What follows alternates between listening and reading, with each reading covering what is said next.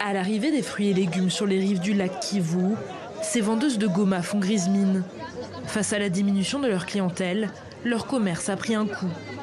Tu peux avoir un panier de citrons à 20 000 francs congolais, mais tu vas attendre plus de 3 jours pour réussir à tout vendre, car la ville connaît une crise majeure.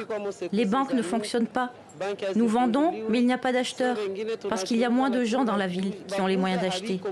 C'est ça notre difficulté actuelle. Nous avons la marchandise, mais il n'y a pas de clients.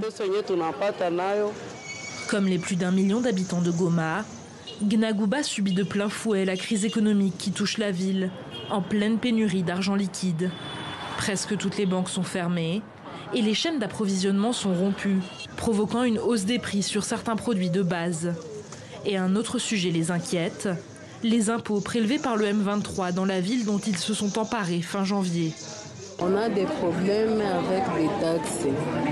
Les clients ne viennent plus, mais chaque fin du mois,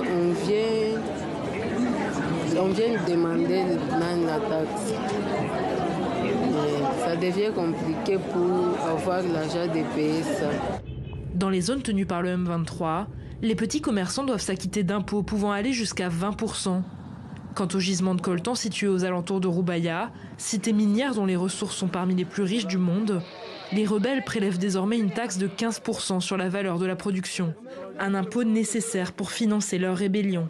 Le M23 ne dévoile pas le montant des revenus touchés, mais d'après les chiffres d'un expert gouvernemental, la production de Rubaya s'élèverait à 2,5 à 3 millions de dollars par mois, soit 375 000 à 450 000 dollars de recettes fiscales mensuelles pour le mouvement rebelle.